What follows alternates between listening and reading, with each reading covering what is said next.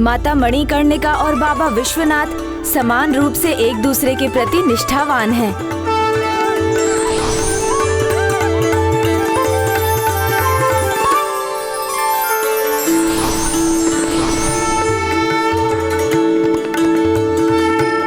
और यही उनके अटूट जुड़ाव का संबंध है। ऐसा संबंध जिसमें दोनों भागीदार एक दूसरे के प्रति सच्ची निष्ठा रखें और सदा एक दूसरे का ध्यान रखें। ऐसा अनूठा संबंध विवाह का ही परिणाम होता है। और यही है विवाह का दूसरा संकल्प, जो माता अपने मणिकर्णिका रूप में और पिताश्री अपने बाबा विश्वनाथ रूप में समस्त संसार को समझाते हैं। कितना अद्भुत कुंड है ये। भ्राता तो इस कुंड को लेकर अत्यंत उत्सुक हो गए हैं। इस अवसर का लाभ उठाते हुए मुझे उन्हें ये कथा सुना देनी चाहिए, जिससे उन्हें विवाह के दूसरे संकल्प के विषय में और विस्तार से ज्ञात हो जाए, एवं संभव है कि अपने विवाह के विषय में उनका विचार भी परिवर्तित हो जाए। ये सत्य में वास्तव में एक विशेष कुंड है। हाँ भ्राता, जिस कुंड का निर्माण ही स्वयं श्री हरि नारायण द्वारा हुआ हो, वो तो अद्भुत ही होगा। मामा श्री हरि विष्णु?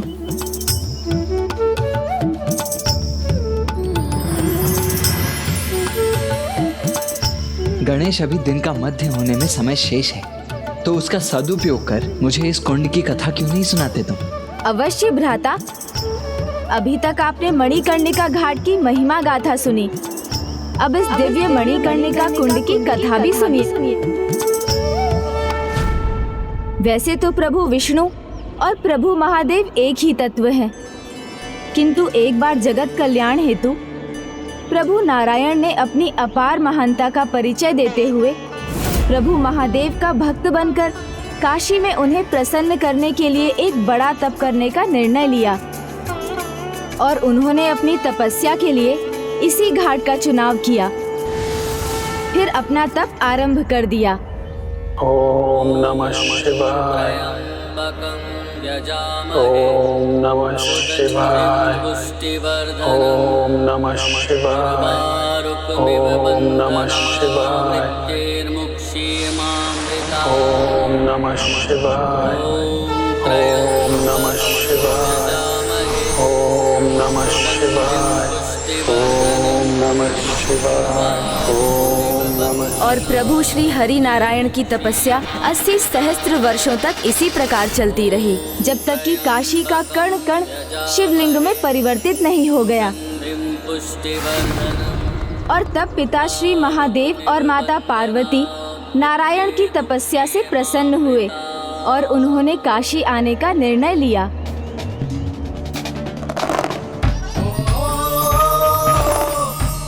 मेरे आराध्य महादेव और देवी पार्वती आ रही, अंततः वो मुझे दर्शन देने आ रहे हैं। वो किसी भी क्षण यहाँ आते ही होंगे, किंतु उनका किस प्रकार स्वागत करूं?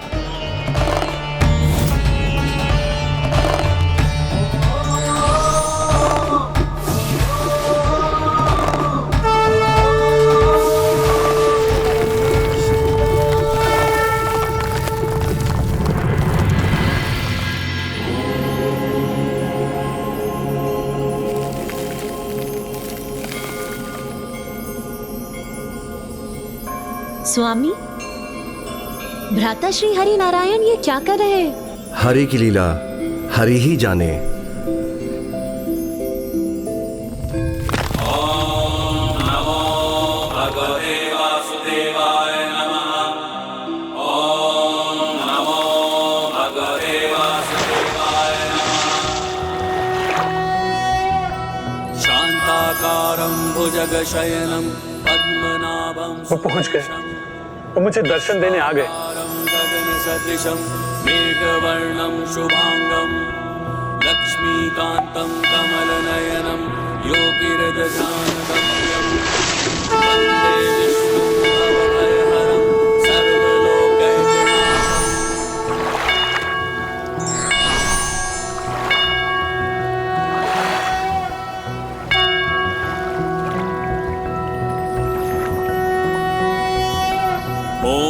खड्गं चक्रगदेषु चापपरिघात्रशूलं भुशुण्डिं शिरः शङ्खं सन्दधतिं करे स्त्रीनयनां सर्वाङ्गभूषावृतां। प्रणाम महादेव, मेरा आराध्य। प्रणाम देवी पार्वती। प्रणाम भ्राता। हे गौरी शंकर, मेरी तपस्या सफल बनाने के लिए और मुझे दर्शन प्रदान करने के लिए आपको कोटि कोटि धन्यवाद। धन्य तो आपने किया है मुझे नारायण। मेरे आराध्य होकर भी सहस्र वर्षों तक आपने मेरी तपस्या की। आपने अपने तप से काशी की भूमि को और पवित्र कर दिया है। मेरी इस प्रिय काशी नगरी में प्रत्येक कंकड़ को शंकर जो बना दिया है आपने। नहीं प्रभु, ये तो आप ही की कृपा है, आप ही की लीला है। मेरी तो एकमात्र इच्छा है कि काशी सदैव सुरक्षित रहे, उस पर महाप्रलय का भी कोई प्रभाव न हो और महादेव के इस पावन स्थान में मणिकर्णिका घाट पर स्थित ये शक्तिपीठ न केवल मनुष्य के लिए अपितु सभी देवताओं और ऋषियों के लिए भी तीर्थ बने। आपकी इच्छा तो संसार के लिए आदेश के समान है, इसलिए कुछ भी नष्ट हो जाए किंतु काशी सदैव सुरक्षित रहेगी। और मणिकर्णिका घाट शिव और विष्णु का संगम स्थान होने के कारण संसार के सर्वाधिक पावन स्थानों में से एक होगा। आज के बाद जो भी श्रद्धालु मणिकर्णिका घाट अथवा इस मणिकर्णिका कुंड के जल में डुबकी लगाएगा तो जल के भीतर उसे नारायण का नाम सुनाई देगा और बाहर शिव का, और वो हम दोनों की कृपा का भागी बनेगा।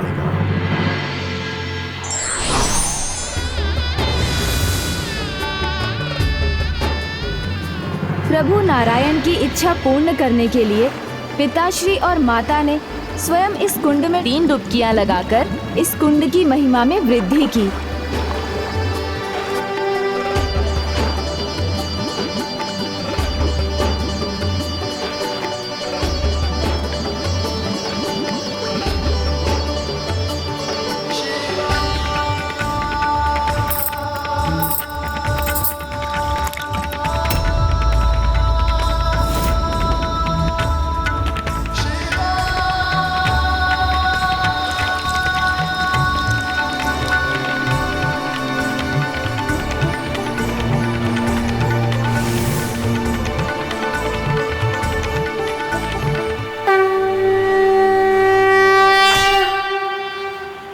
अब मनुष्य हो या ईश्वर, जो भी इस कुंड में उतरकर 3 बार डुबकियां लगाएगा वो मेरे आशीष से अपने सभी पापों से मुक्ति पाएगा और मोक्ष का पात्र बन जाएगा।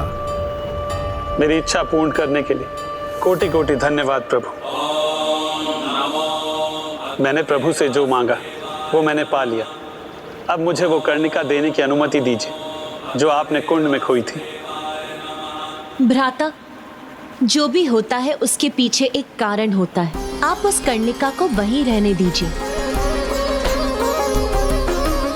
अब जब वो मणिकर्णिका इस कुंड में गिरी है जिसे आपने स्वयं अपने चक्र से बनाया है, इसीलिए आज से उसे चक्र पुष्करणी मणिकर्णिका बुलाया जाएगा। मणिकर्णिका बुलाया जाएगा और मैं स्वयं 12 वर्ष की आदि शक्ति मोक्ष की देवी मणिकर्णिका के रूप में इस कुंड के निकट स्थित रहूंगी, जिससे मैं यहाँ आने वाले प्रत्येक श्रद्धालु को सुख, समृद्धि, संतान, आत्मिक और वैवाहिक सुख के साथ मोक्ष पाने में सहायक बनूंगी। इसलिए आज के बाद से काशी मोक्ष स्थली भी रहेगी और चक्र पुष्करणी मणिकर्णिका की महिमा अनंत काल तक रहेगी। मैंने जितना मांगा था प्रभु ने उससे कहीं अधिक मुझे दिया है, इसलिए केवल मैं ही नहीं सभी देवी देवता कृतार्थ हुए। ये चक्र पुष्करणी मणिकर्णिका कुंड महानतम कुंड बन गया और उस दिन प्रभु और माता के उस कुंड में स्नान के बाद प्रतिदिन मध्याह्न में सभी देवता और सप्त ऋषि मणिकर्णिका घाट के इस पावन मणिकर्णिका कुंड में स्नान करने आते हैं और तब से लेकर अभी तक ये क्रम निरंतर सुचारू रूप से चल रहा है भ्राता।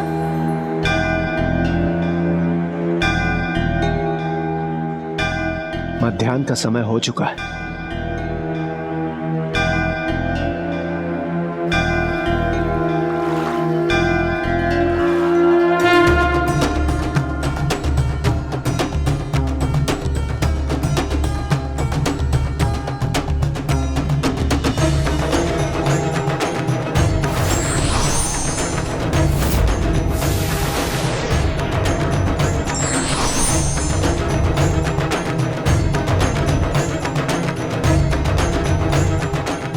दिव्य, अद्भुत।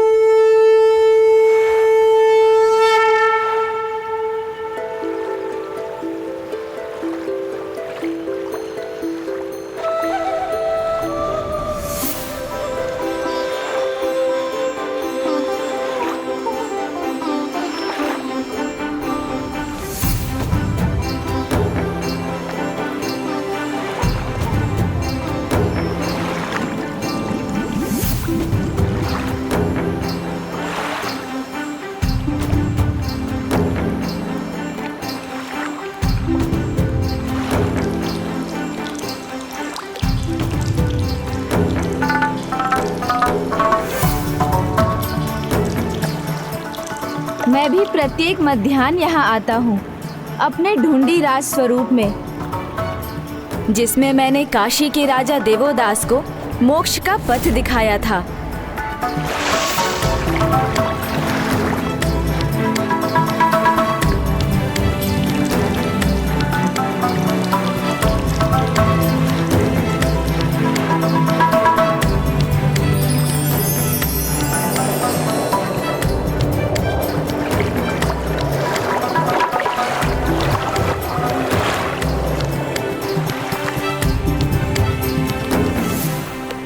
जब सभी देवताओं का आचमन पूर्ण होता है तो माता मणिकर्णिका नित्य प्रतिदिन वहां उपस्थित होकर महादेव के माथे पर स्थित अर्धचंद्र से उभरते प्रकाश पुंज को एकत्र कर स्वयं आचमन करती हैं।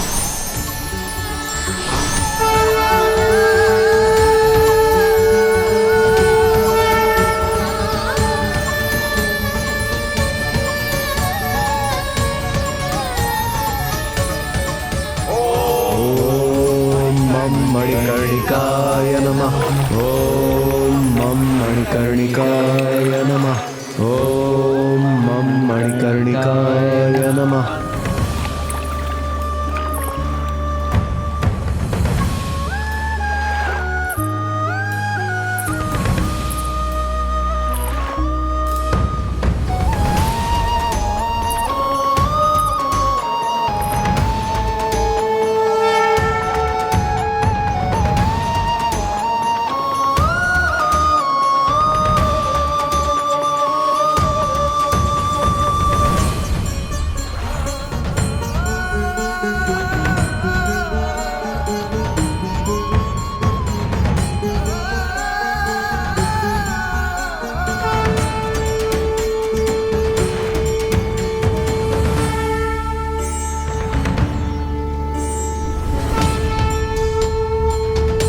कितना अद्भुत और अनोखा है माता मणिकर्णिका और बाबा विश्वनाथ का ये संबंध।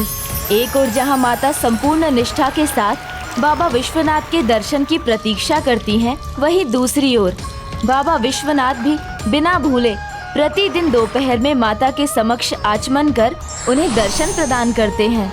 ऐसा कर ये दोनों संसार को भक्ति और समर्पण की अनूठी सीख प्रदान करते हैं। माँ,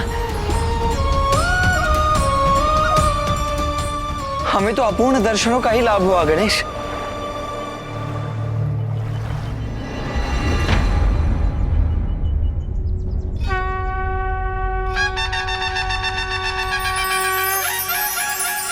भ्राता, अभी भी मध्याह्न काल ही है, हमें भी शीघ्र स्नान कर आचमन करना चाहिए। तो मुझे पूर्ण विश्वास है माता हमें भी दर्शन अवश्य देंगी। जय गणेश जय गणेश जय गणेश देवा, माता जकी पार्वती पिता महादेवा। स्पष्ट देखना है मुझे। जय गणेश देवा। क्या कर रहे हैं वहाँ? दिखाई भी नहीं दे रहा। काशी की ओर अर्थ परिक्रमा लगाने के बाद भी वो क्या रहा है वहाँ? व्यर्थ चिंता ना करें आप।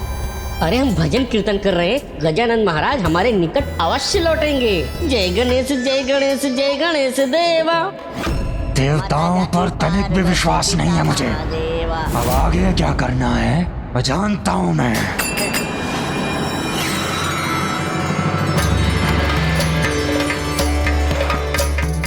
भ्राता, 3 डुबकी अनिवार्य है पूर्ण पुण्य फल पाने के लिए। जय प्रभु विश्वनाथ, जय माता मणिकर्णिका। नारायण नारायण नारायण।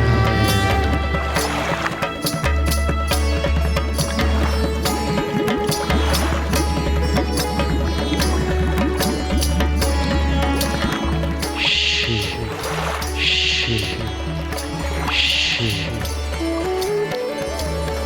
आज के बाद जो भी श्रद्धालु मणिकर्णिका घाट अथवा इस मणिकर्णिका कुंड के जल में डुबकी लगाएगा तो जल के भीतर उसे नारायण का नाम सुनाई देगा और बाहर शिव का।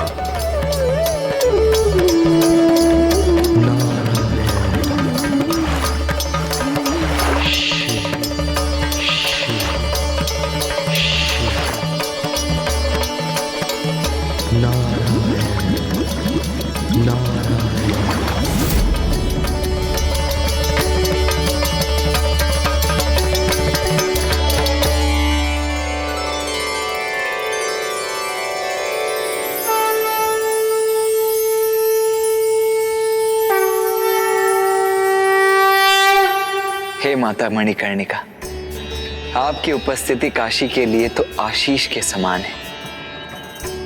अब मुझे भी अपने दर्शन प्रदान करने की कृपा करें माँ।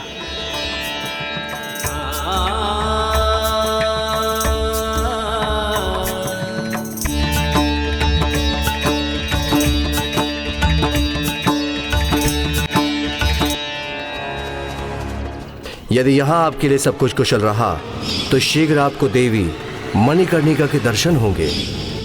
क्या मुझसे कोई त्रुटि हो गई है माँ?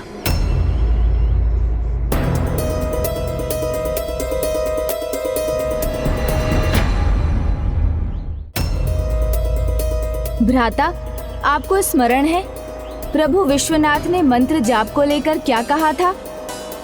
यहाँ का एक व्रत करोड़ों व्रतों के समान है और एक मंत्र के जाप से करोड़ों मंत्रों के जाप का फल प्राप्त होता है।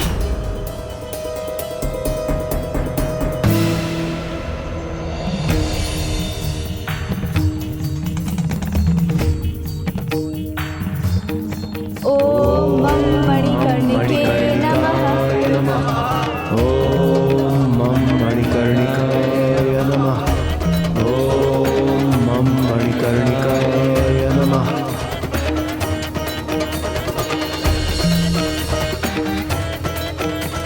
ओम मणिकर्णिकाय नमः। ओम मम मणिकर्णिके नमः। ओम मम मणिकर्णिकाय नमः। ओम मम मणिकर्णिकाय नमः। ओम मम मणिकर्णिकाय नमः। ओम मणिकर्णिकाय नमः। ओम मणिकर्णिकाय नमः।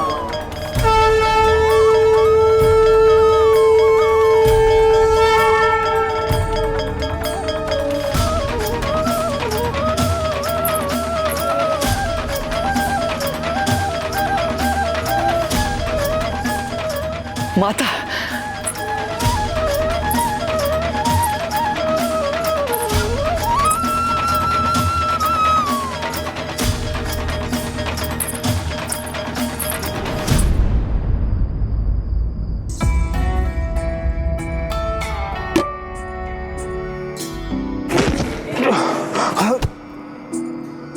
माँ माँ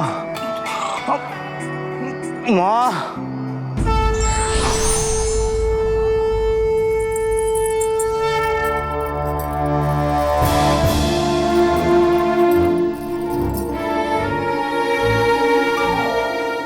पुत्र,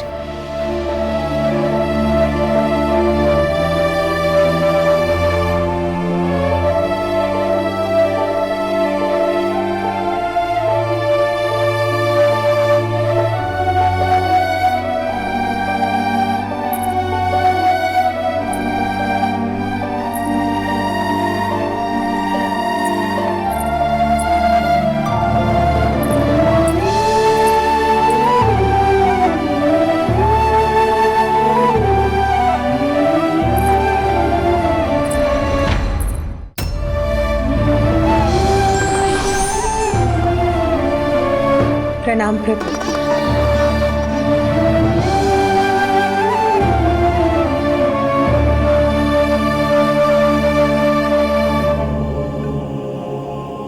श्री राम, श्री राम, श्री राम। राम राम।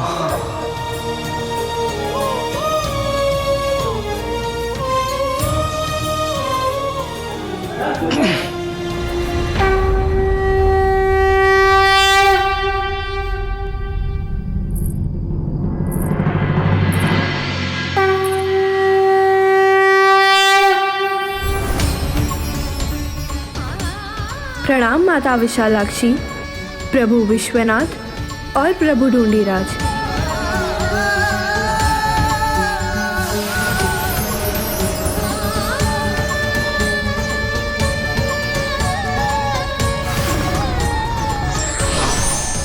प्रणाम प्रभु महादेव।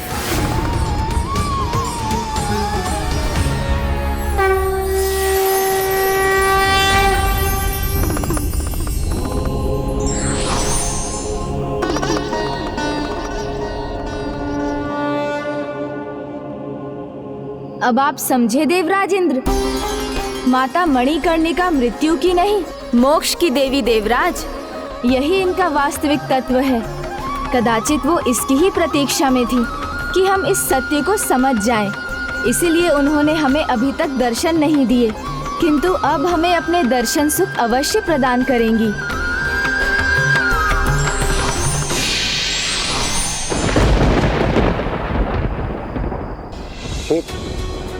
माता ने तो हमें पुनः दर्शन नहीं दी।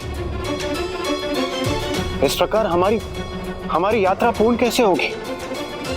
फिर सेनापति कुमार कार्तिकेय, आप वो शक्ति कैसे प्राप्त कर सकेंगे जिससे आपको पशुपतास्त्र प्राप्त होगा?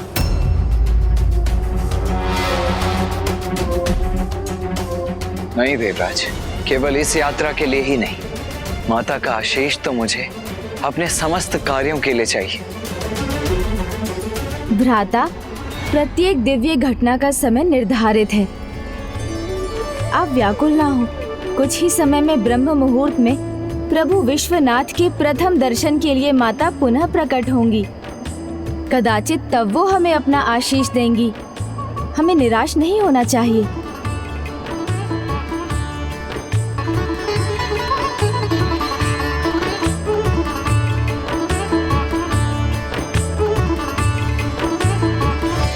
प्रत्येक दिव्य घटना का समय निर्धारित है। कुछ ही समय में ब्रह्म मुहूर्त में प्रभु विश्वनाथ के प्रथम दर्शन के लिए माता पुनः प्रकट होंगी। कदाचित तब वो हमें अपना आशीष देंगी। स्मरण रखिए, जब कोई कार्य पूर्ण विश्वास और अपनी सफलता पर बिना संदेह किया जाता है, वो पूर्ण होकर ही रहता है। यदि यहाँ आपके लिए सब कुछ कुशल रहा तो शीघ्र आपको देवी मणिकर्णिका के दर्शन होंगे। मुझे इसका कारण ज्ञात हो चुका है गणेश। कदाचित प्रभु काल भैरव ने जो कहा था वो एक परीक्षा थी।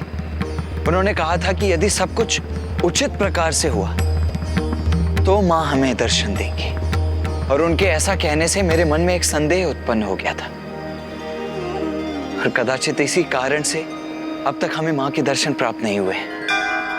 किंतु अब मैं प्रभु विश्वनाथ के कहे अनुसार संपूर्ण निष्ठा के साथ, संपूर्ण विश्वास के साथ कार्य करूंगा। तब माँ हमें अवश्य अपना आशीष और दर्शन प्रदान करेंगी। ओम मणिकर्णिकाय नमः। ओम मणिकर्णिकाय नमः।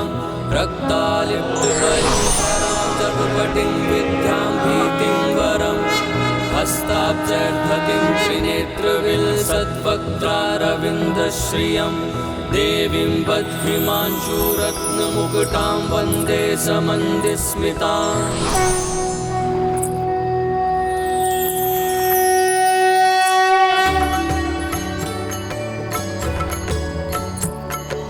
नमो देव्यै महादेव्यै शिवाय सततं नमः। नमः प्रकृति भद्राय नियतः प्रणतः स्मताम्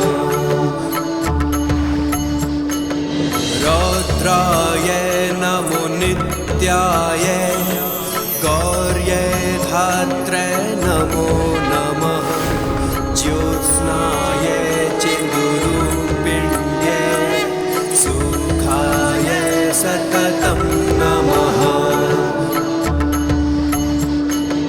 कल्याण्ये प्रणतां वृद्ध्ये सिद्ध्ये कुर्मो नमो नमः नेत्रेत्ये भुभृतां लक्ष्म्ये शर्वाण्ये ते नमो नमः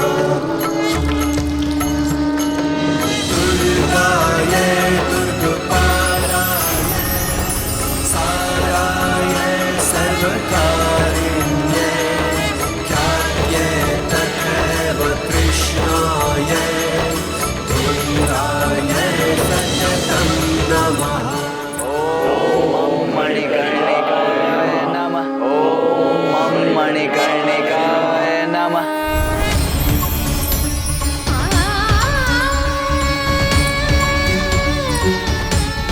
माता कृपा कर, अब तो हमें दर्शन प्रदान करेंगी ना?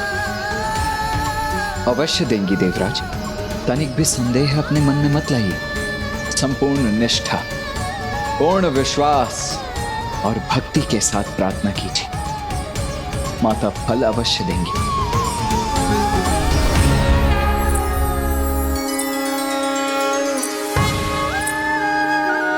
ओम मणिकर्णिकाय नमः। ओम मणिकर्णिकाय नमः। ओम मणिकर्णिकाय नमः। ओम मणिकर्णिकाय नमः।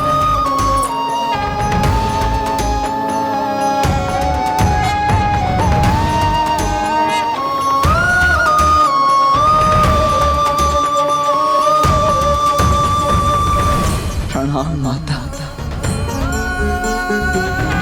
कल्याण हो पुत्र। माता, हमें दर्शन प्रदान करने के लिए आपको कोटि कोटि धन्यवाद, कोटि कोटि धन्यवाद। पुत्र, तुमने प्रभु की आरती की, कुंड में भक्तिपूर्ण स्नान तथा मंत्रों का जाप किया, जो करोड़ों पुण्य के समान है। मैं तो मात्र प्रभु की अनुमति की प्रतीक्षा में थी, क्योंकि ये उनकी इच्छा थी कि तुम्हारे मन में पूर्ण विश्वास जागृत होने पर ही मैं तुम्हें दर्शन दूं। भ्राता, माँ मणिकर्णिका का आशीष आध्यात्मिक और वैवाहिक जीवन दोनों में विकास का कारण बनता है, इसलिए आप शीघ्रता कीजिए। हे माता, मुझे आशीष दीजिए कि मैं अपनी इस यात्रा को सफलतापूर्वक पूर्ण कर सकूं। अधर्मियों का विनाश कर धर्म की स्थापना करने में कृपा कर आप मेरा मार्गदर्शन कीजिए। पुत्र, तुम्हारी वास्तविक यात्रा तो अब यहीं से आरंभ होगी। मेरा आशीष तुम्हारे साथ है।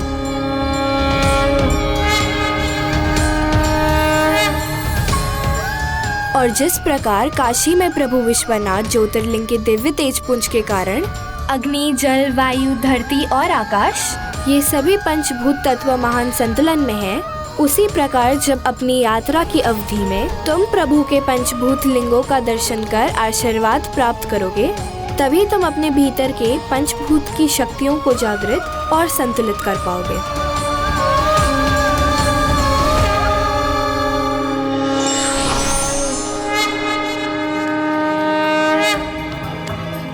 पुत्र, मेरे देवी मणिकर्णिका स्वरूप से तुम्हें वो प्राप्त होगा जिससे तुम पशुपतास्त्र प्राप्त कर सकोगे।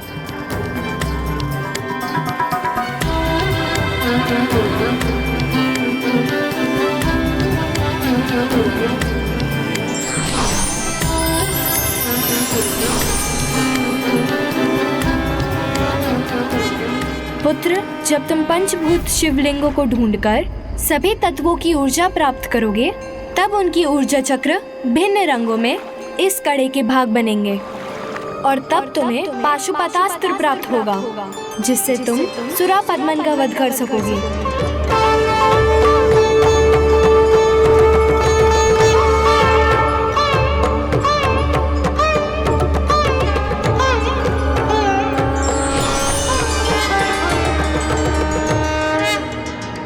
यात्रा के दूसरे पड़ाव और इस कथा से हमें यहाँ विवाह से संबंधित दूसरी सीख भी मिली कि संबंध में विश्वास और समर्पण से अधिक पवित्र कुछ नहीं होता। जिस प्रकार माता मणिकर्णिका प्रभु के दर्शन के लिए निरंतर प्रतीक्षा करती हैं और प्रभु महादेव बिना भूले अविलंब माता को दर्शन देते हैं, यही समर्पण और विश्वास का भाव विवाह में एक दूसरे को शक्ति देता है कर्तव्यों को निष्ठा पूर्वक करने का। जैसे प्रभु और माता दोनों मिलकर आत्माओं को मुक्ति और मोक्ष प्रदान करने का कार्य करते हैं, वैसे ही एक दंपत्ति एक उद्देश्य के प्रति समर्पित रहकर कार्य करे तो उसे प्रगति एवं समृद्धि प्राप्त होती है और असंभव भी संभव हो जाता है। कदाचित तुम उचित कह रहे हो अनुज। प्रतीत होता है विवाह के विषय में भ्राता का विचार धीरे धीरे परिवर्तित हो रहा है।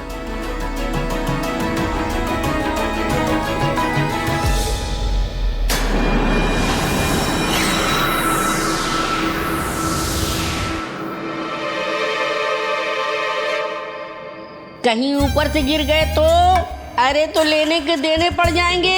अरे नीचे आ जाइए, नीचे।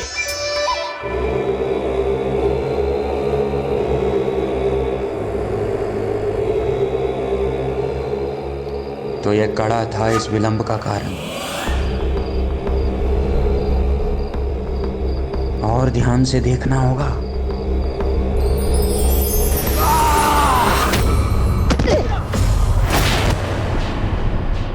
चेतावनी दी थी ना उन्होंने, फिर भी नहीं रुके आप।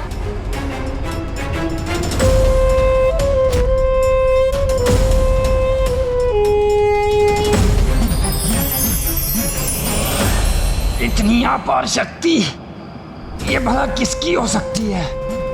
इसके हाथों में जो भी था उसे प्राप्त करना ही है मुझे। अब सर्वप्रथम मुझे पंचभूत शिवलिंग ढूंढने होंगे, तभी यहाँ से आगे की यात्रा पर आगे बढ़ सकूंगा। भ्राता के साथ मुझे भी पंचभूत शिवलिंग के दर्शन करने का सौभाग्य प्राप्त होगा और भ्राता को विवाह के लिए मनाने का एक और अवसर भी मिल जाएगा। मुझे अब आशा की किरण दिखाई दे रही है। माता का आशीष मेरे लिए सफलता का द्वार है।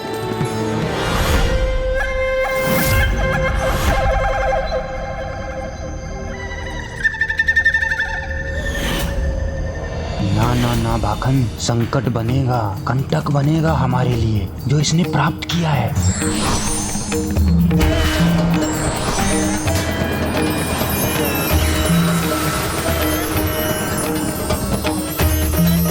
ये कैसा प्रकाश है जो मेरे लिए भी असह्य है।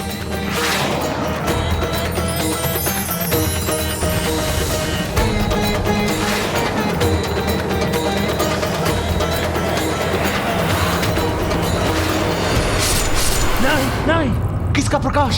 बाण, बाण, बाण।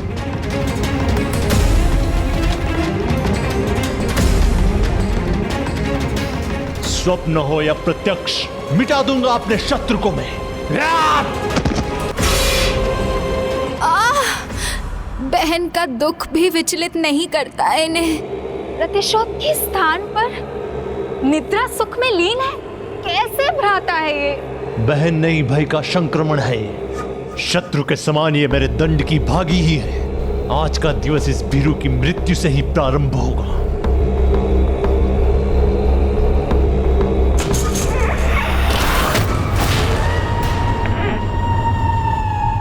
आओ, भीतर आओ।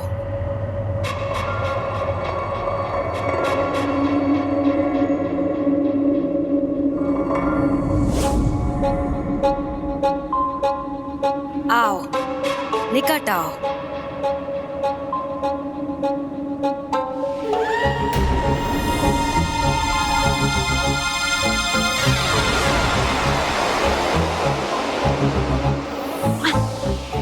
माता, मुझे इस कष्ट से मुक्ति दिलाइए, अन्यथा मुझे ही मुक्ति दे दीजिए।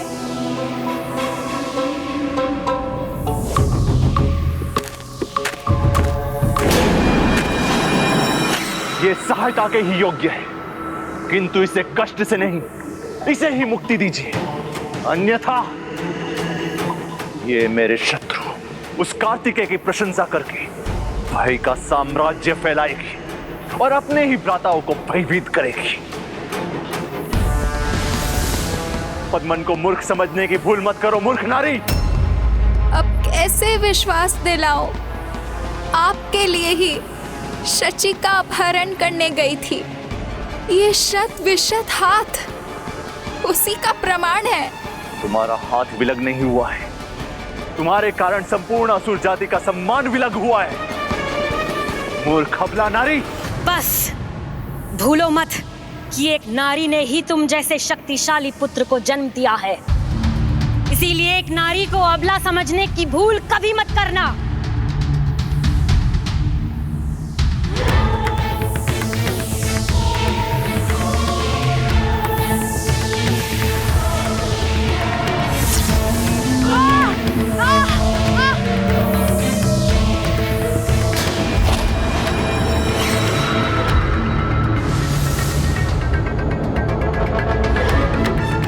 और तुम्हें भी स्मरण रहे, कभी भी मेरे पुत्र और असुरों के सम्राट सुरा पद्मन से बिना पूछे कहीं जाने का विचार भी मत करना।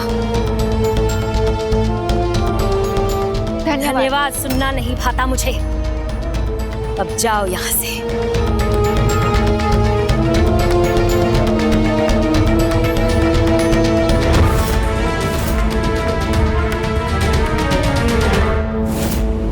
सुरा पद्मन, असुरों के सम्राट, अजामुखी क्या किसी भी नारी के शब्दों से भयभीत नहीं हो सकता। वो भय जो तुम्हारे मन में समाया है, तुम्हारे मन की ही उपज है। मेरे मन की उपज? अपनी शक्ति, अपनी सेना में वृद्धि करो और उस भय पर विजय पाओ, इससे पहले कि वो तुम्हें पराजित कर दे।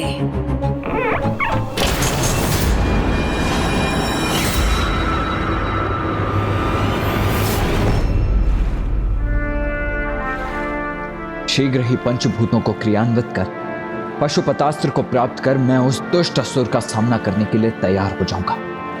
मुझे इसी क्षण जाना चाहिए। चलिए देवगण।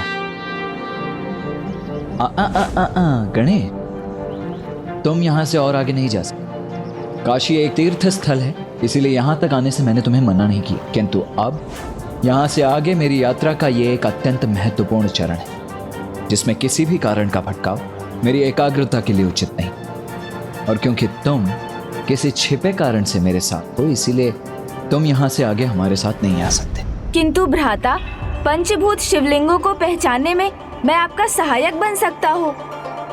संसार में अनेकों शिवलिंगों में से ये 5 ही ऐसे हैं जिनमें 5 पंचभूत तत्वों का अद्भुत समन्वय है। तो जब तक तुम अपने भीतर छिपाए उस उद्देश्य को उजागर नहीं कर देते, तब तक मैं स्वयं ही उन पंचभूत शिवलिंगों को ढूंढकर पहचानूं। चलिए।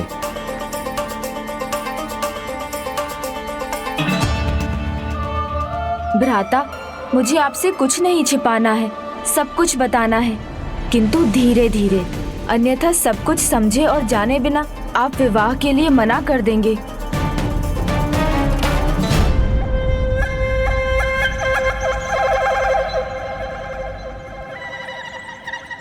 और कितनी प्रतीक्षा करवाएंगे ये? कब जाएंगे काशी छोड़कर?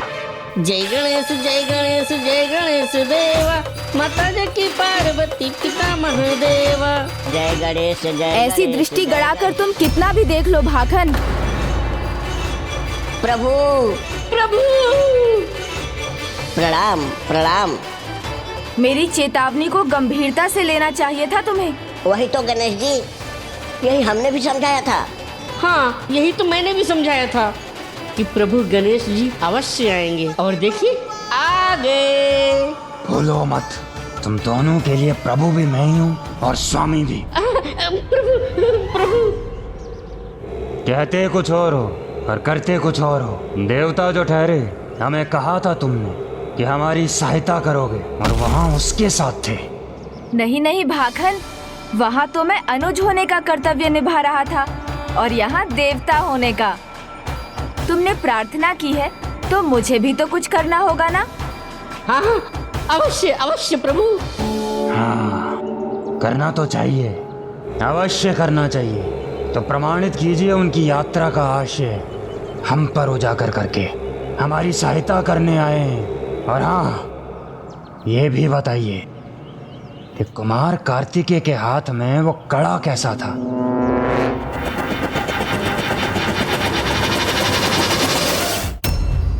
इसे उस दिव्य कड़े का महत्व बता ही देता हूँ, जिससे वो शक्ति संपन्न दिव्य कड़ा पाने के लिए मेरे द्वारा भ्राता को पंचभूत शिव धामों में स्थित लिंगों तक पहुँचाने में ये मेरा सहायक बन जाए, जिनमें प्रथम है श्रीकालहस्ती। वाह वाह, आपने तो वो प्रश्न पूछ लिया प्रभु से जिसका सर्वाधिक महत्व है, जो सबसे बड़ा रहस्य है। तो अब वो रहस्य खोलना होगा इन्हें। इन्होंने ही सहायता करने का वचन दिया था ना। तो सुनिए भाखन जी, मेरे ज्येष्ठ भ्राता कार्तिकेय के संपूर्ण जीवन का एक ही उद्देश्य है, दक्षिण में धर्म की स्थापना, जिसके लिए उन्हें दुष्ट असुर सम्राट सुरापद्मन का वध करना होगा।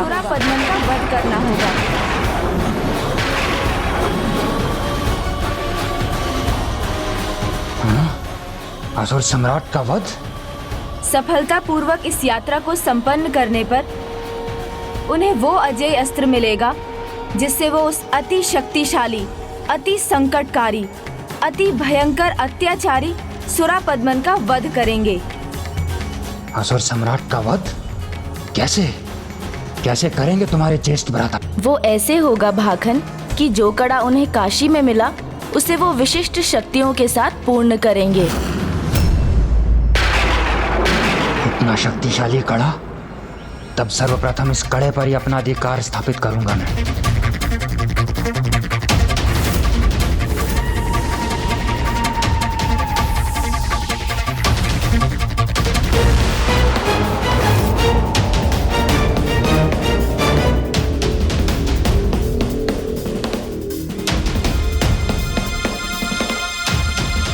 प्रभु, अब हमें यहाँ से किस दिशा में आगे बढ़ना है?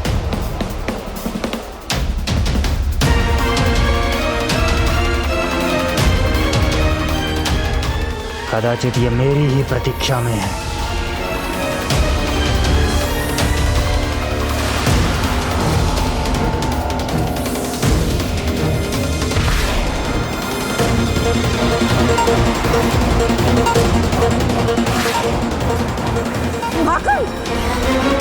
रुको! नभाखन अब आपका एक शब्द सुनेगा, न रुकेगा।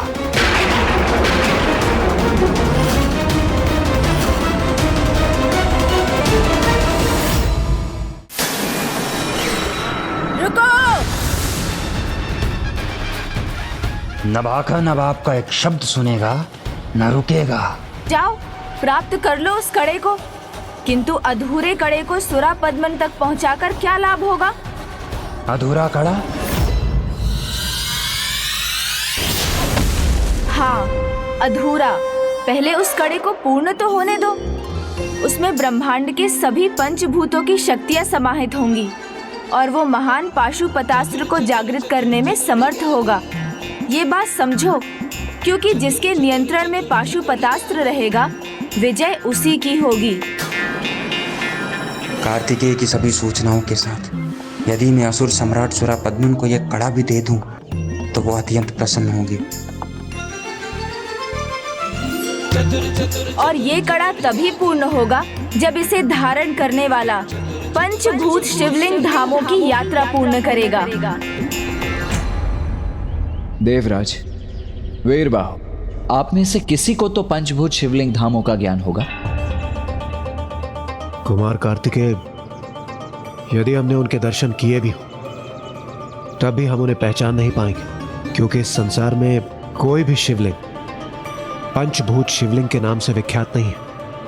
हाँ, कदाचित इस यात्रा का एक उद्देश्य ये भी हो सकता है, आपके द्वारा इस समस्त जगत के समक्ष पंचभूत शिवलिंग भी आ जाएंगे।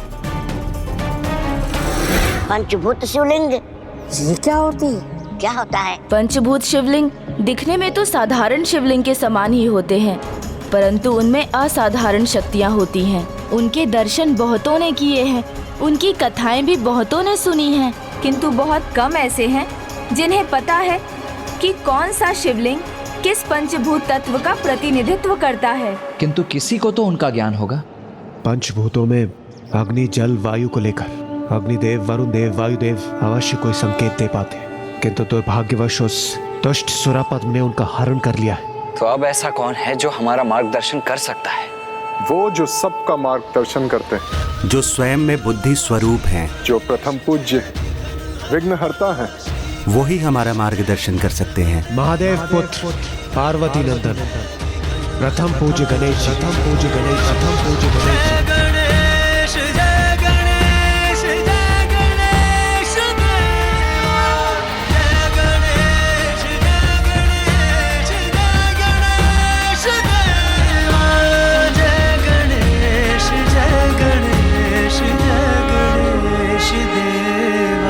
शिवलिंगों को सामान्य रूप में पहचान पाना संभव नहीं है। तो अब ऐसा कौन है जो हमारा मार्गदर्शन कर सकता है? वो जो सबका मार्गदर्शन करते हैं, जो स्वयं में बुद्धि स्वरूप हैं, जो प्रथम पूज्य विघ्नहर्ता है, वो ही हमारा मार्गदर्शन कर सकते हैं। महादेव पुत्र पार्वती नंदन, प्रथम पूज्य गणेश, प्रथम पूज्य गणेश, प्रथम पूज्य गणेश।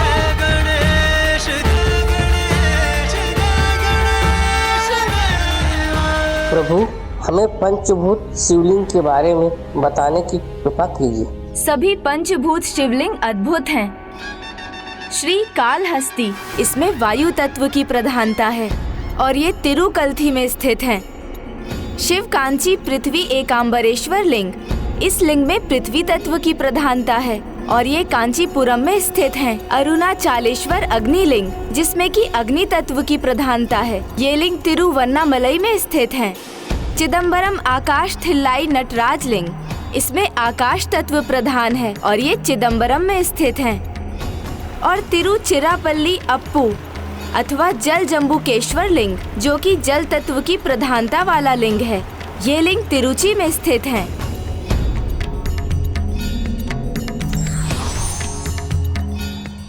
तो ये भी बताइए, सर्वप्रथम कुमार कार्तिकेय इनमें से कौन से पंचभूत शिवलिंग की यात्रा करने जा रहे हैं?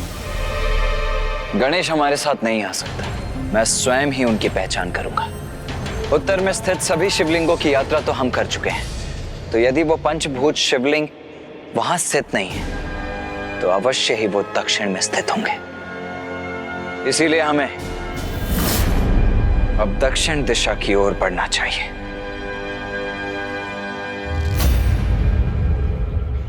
भ्राता, आपने उचित पथ का चुनाव किया है। मैं प्रथम पंचभूत शिवलिंग के निकट पहुंचने में आपकी सहायता करूंगा। समय नहीं है, शीघ्र बताइए मुझे कि वो सर्वप्रथम कहाँ जाएंगे। नहीं भाखन जी, उनका पीछा नहीं करिए, अपितु उन्हें वहां ले चलिए जहां आप उन्हें ले जाना चाहते हैं। क्यों? हम क्यों ले जाएं? ये कैसा प्रश्न है? उनकी सफलता में ही तो आपकी भी सफलता छुपी है। उनका कड़ा पूर्ण नहीं हुआ कि आपका उद्देश्य भी पूर्ण हो जाएगा। फिर असुर सम्राट का पुरस्कार आपके हाथों में होगा। क्यों, सत्य कहा ना मैंने?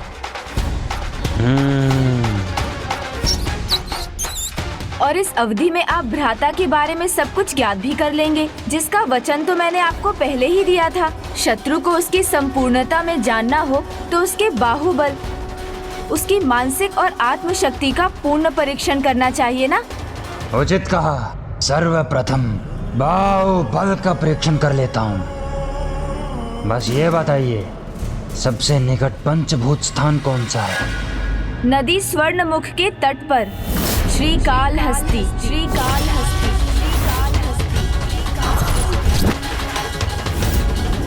श्रीकालहस्ती। मैंने अपना वचन निभा दिया, तो अब मुझसे और किसी सहायता की आशा मत करना। चलिए मूषक जी। जी प्रभु।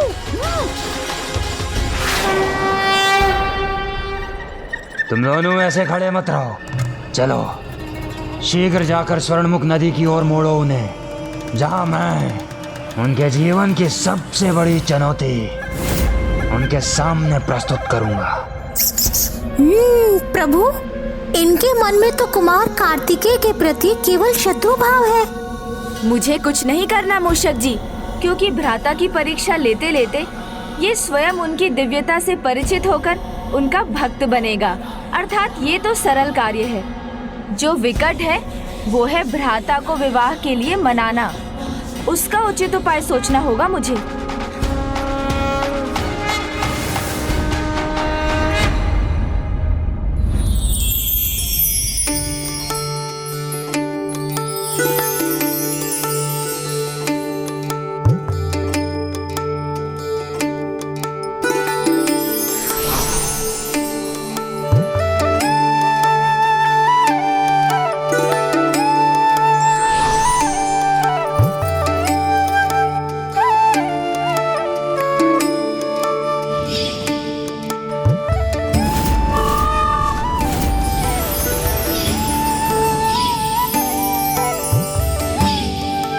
ये आपके भूत और भविष्य दोनों का संकेत है, जो आप पर शीघ्र उजागर होगा देवी। मैं आप दोनों को एक वचन देता हूँ कि आपके अगले जन्म में जब सभी परिस्थितियां उचित होंगी, मैं आप दोनों से विवाह अवश्य करूंगा।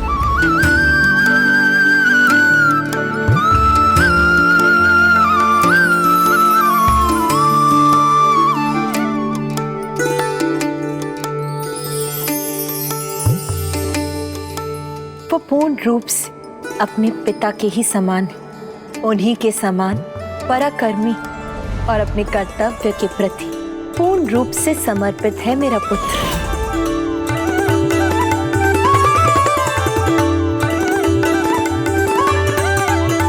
अपने पिता के समान अपने मस्तक पर त्रिपुंड धारण करता है वो।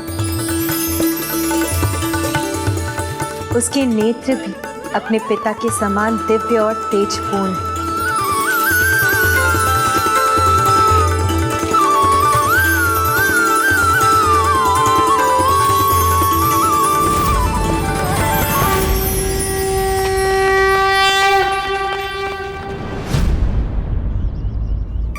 देव सेनापति, अब हम किस मार्ग का चयन करें?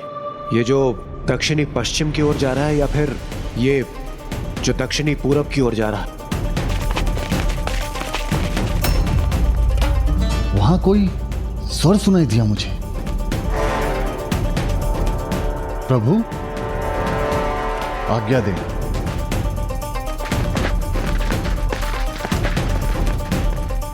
प्रथम पंचभूत स्थान इसी दिशा में है, हमें शीघ्रता करनी चाहिए। हमें यह तो ज्ञात हो गया कि हमें किस दिशा में जाना चाहिए।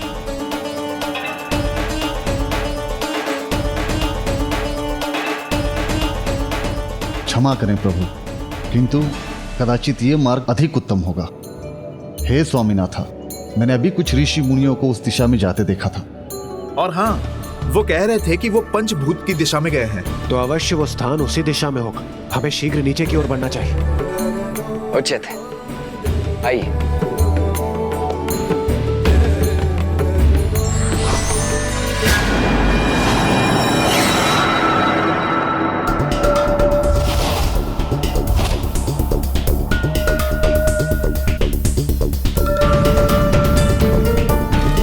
हो गया, हमारा कार्य सफल हो गया।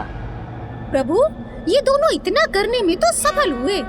उनके स्वर्णमुख नदी के तट पर पहुंचने पर शेष कार्य तो आपको करना है मूषक जी। मुझे प्रभु? जब भ्राता भागन के कारण वहां पहुंचने जा रहे हैं, तब आप मुझे भी शीघ्र श्रीकाल हस्ती ले चलिए। जी प्रभु।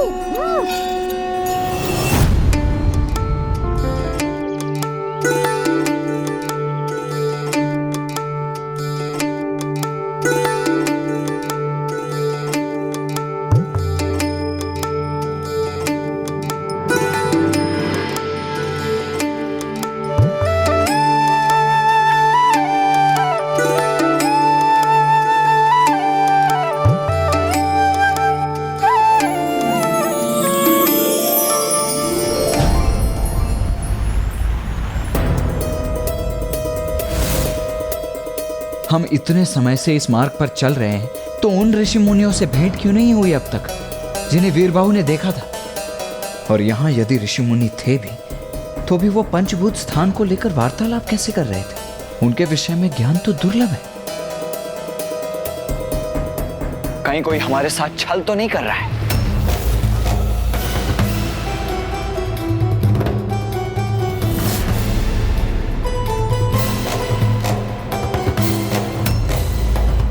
कोई हम पर दृष्टि रख रहा है। तुमने देखा होगा वो। नहीं, मैं तो स्थिर था, तुम पर दृष्टि गई होगी। मुझे फुसफुसाहट सुनाई दे रही है।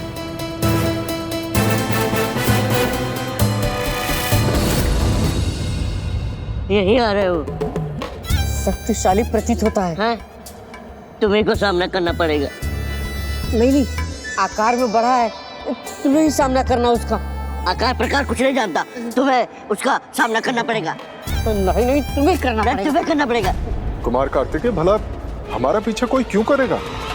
इतना तो स्पष्ट है सूर्यदेव कि कोई ये अवश्य चाहता था कि हम इस मार्ग पर आए। किंतु यदि कोई ऐसा चाहता है तो वो हो कौन सकता है? मैंने कहा ना, तुम्हें करना है।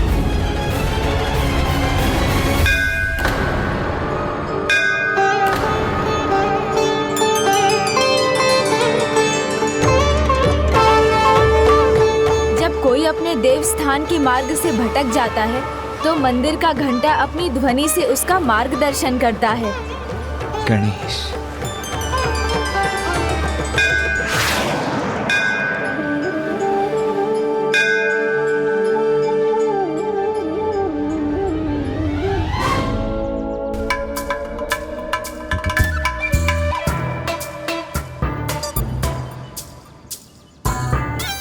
संकट फिर आए। हाँ, इससे पहले निकल लेते। हाँ, निकल लेते हैं। चलो।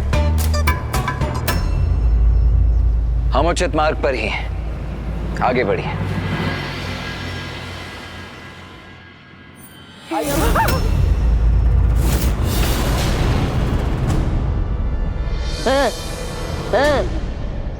उचित कहा प्रभु आपने, हमारे पीछे कोई था।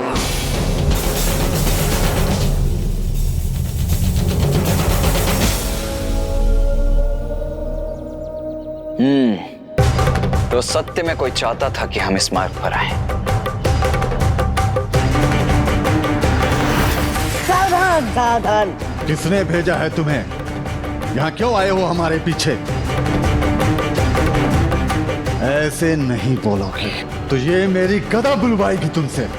रुको, आगे मत बढ़ना। हम छोटे जरूर हैं, पर दुर्बल नहीं है। रुको। हम आगे बढ़े तो धरती कंपित हो जाएगी।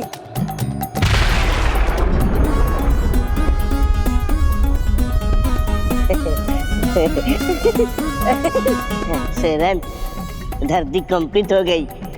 हाँ मयूरन, हमें तो मालूम ही नहीं कि हम वास्तव में इतने शक्तिशाली हैं।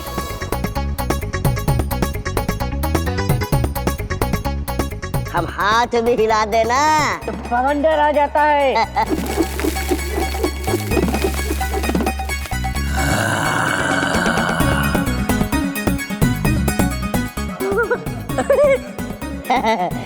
अब जाओ यहाँ से। एक भी पग आगे बढ़ाया तो दूर जाके गिरोगे। अरे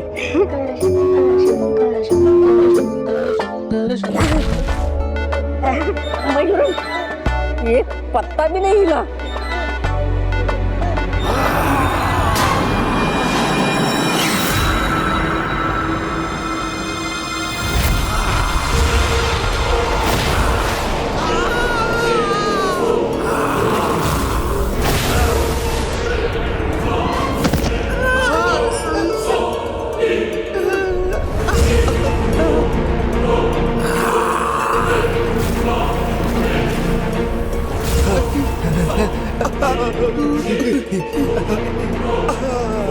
अब इसका सामना करना होगा कार्तिकेय, तभी आगे बढ़ पाओगे तुम। अभी अभी तो घंटियों का स्वर सुनाई दिया था हमें, अब अचानक से यह दुष्ट असुर कहां से उत्पन्न हो गया? बाहुबली कार्तिकेय का सामना मेरा बलशाली असुर करेगा, शक्त बाहु। तभी मिलेगा उसके बाहुबल का परिचय। प्रभु, ये जो है शत्रु है, उस पर मुझे आघात करने का आज्ञा दीजिए।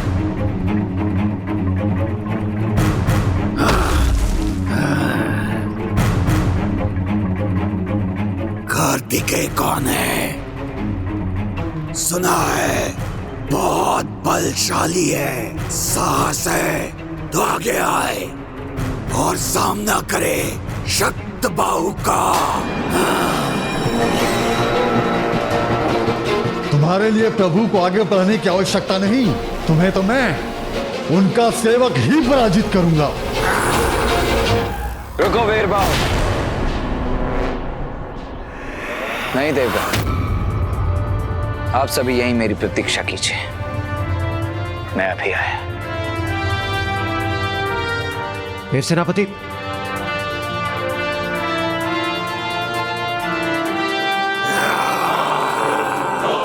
इसने मुझे चुनौती दी है, इसीलिए इसका सामना भी मुझे ही करना होगा।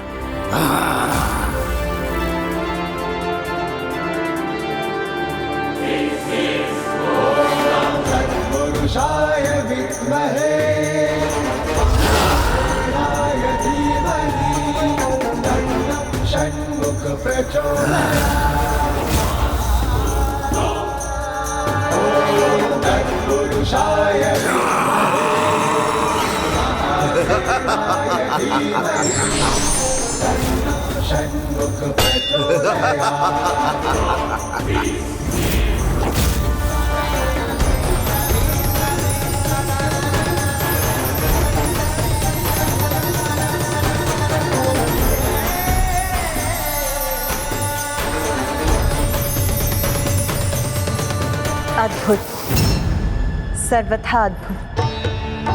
माँ, आप? पुत्र कार्तिकेय की कितनी अद्भुत और सुंदर कृति बनाई है तुमने। अर्थात तुम्हारे मन मंदिर में पुत्र कार्तिकेय उसी प्रकार वास करता है जैसे मेरे मन में प्रभु महादेव। इसीलिए तो इतनी अद्भुत कृति बनाई है तुमने।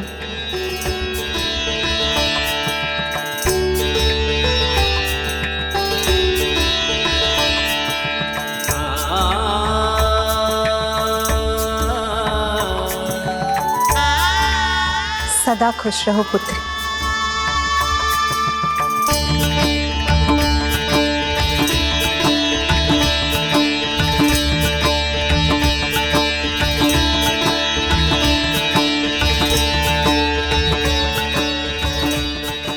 हे प्रभु, मुझे ज्ञात नहीं कि मेरे साथ क्या हो रहा है। मैंने तो बस आपकी मूर्त बनाई है, किंतु प्रतीत ऐसा होता है जैसे आप वास्तव में यहाँ हैं, जैसे मेरे आज का नहीं कोई पहले का संबंध है आपसे।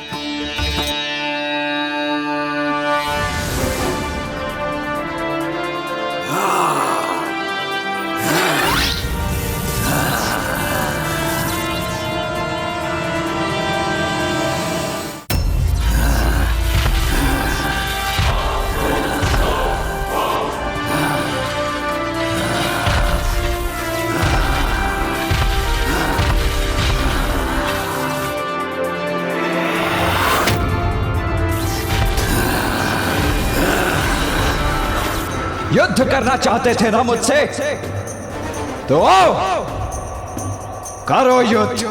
युद्ध नहीं, मात्र एक प्रहर पर्याप्त है तुम्हारे लिए।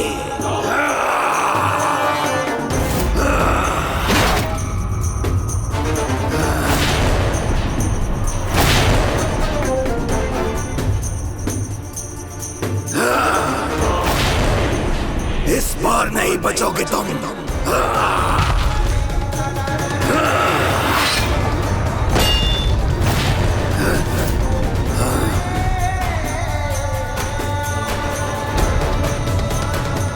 अब तुम्हारा भाग्य भी तुम्हारी रक्षा नहीं कर सकेगा।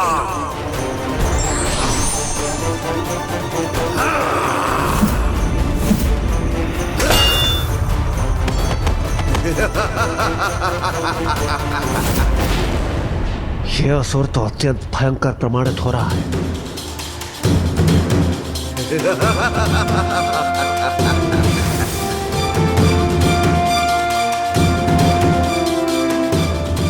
मुझे ज्ञात है प्रभु, आप देवताओं को उनके संकट से, मेरे भ्राता जयंत को दुष्ट असुरों से मुक्त कराने अनेकों संकटों का, दुष्ट असुरों का सामना निर्भयता से कर रहे होंगे।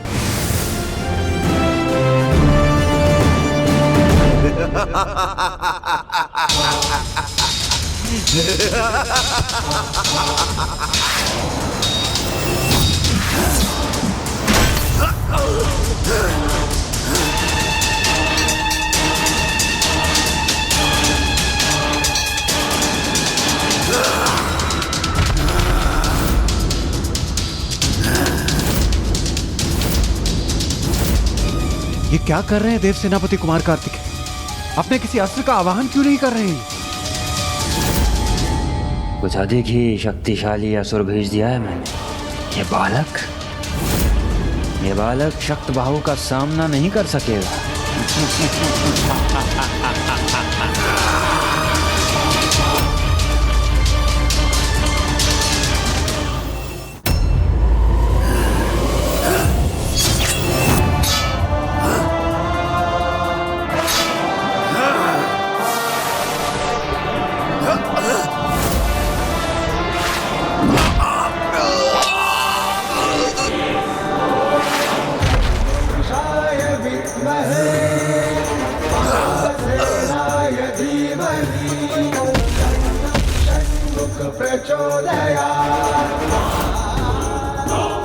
प्रभु स्वामीनाथ की जय। प्रभु स्वामीनाथ की जय। देव सेनापति कुमार कार्तिकेय की जय।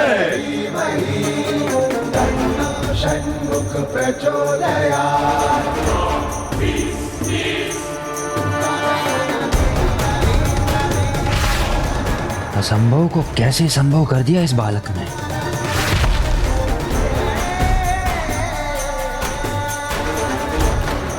आप जो भी कर रहे हैं उसमें मैं आपका ध्यान नहीं भटकाना चाहती, किंतु मेरे मन में तो बस आप ही आप हैं, कोई और विचार ही नहीं है। मेरा स्वर आप तक पहुंच रहा है, ऐसा आभास क्यों हो रहा है मुझे? जैसे आप मेरे सामने ही हो और मैं आपके सामने।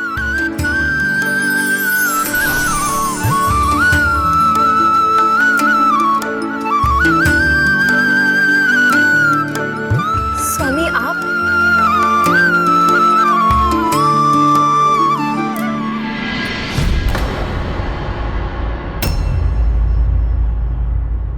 ये हो क्या रहा है? यह असुर तो अब शेष रहा नहीं, तो फिर देव सेनापति इतने स्तब्ध क्यों है? भ्राता के इस प्रकार स्तब्ध होने का क्या कारण है? ओहो, कुमार कार्तिकेय के एक ही अर्थ, उनके बाहुबल के प्रभाव से आपका सुर सख्त बाहु का बाहुबल फीका पड़ गया। नहीं, वो फीका नहीं पड़ा है। जब तक उसका एक भी भाग क्रियान्वित है वो मृत नहीं हुआ है, इसीलिए तो मैंने उसका चुनाव किया है।